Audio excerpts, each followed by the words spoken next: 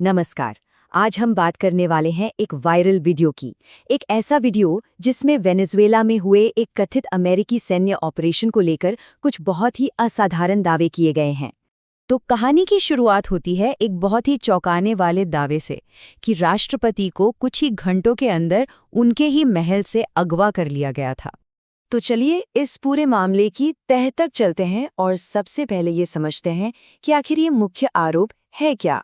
Video में ये साफ साफ कहा गया है कि ये कोई मामूली राजनीतिक चाल नहीं थी, बल्कि ये एक पूरी सोची समझी गुप्त सैन्य कार्रवाई थी।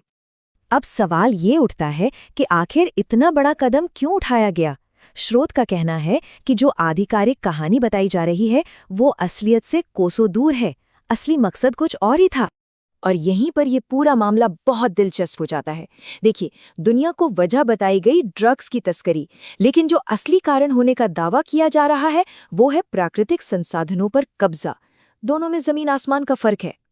तो स्रोत का ये मानना है कि इस पूरे ऑपरेशन का असली मकसद कुछ और नहीं बल्कि वेनेजुएला की इन कीमती संपत्तियों पर अपना कंट्रोल जमाना था।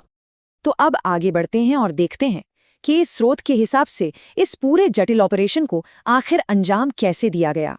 वीडियो के मुताबिक इस हमले को 4 बहुत ही अलग लेकिन एक दूसरे से जुड़े हुए हिस्सों में बांटा गया था।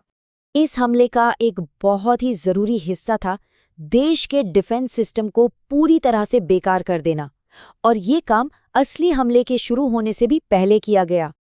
और ये दिखाता है साइबर वॉरफेयर का वो पहलू जहां टेक्नोलॉजी को ही एक हथियार बना दिया जाता है।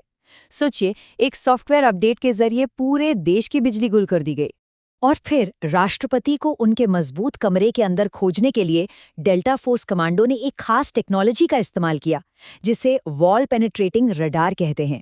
इसी की मदद से उन्हें आखिरकार पकड़ा गया। लेकिन बात यहीं खत्म नहीं होती।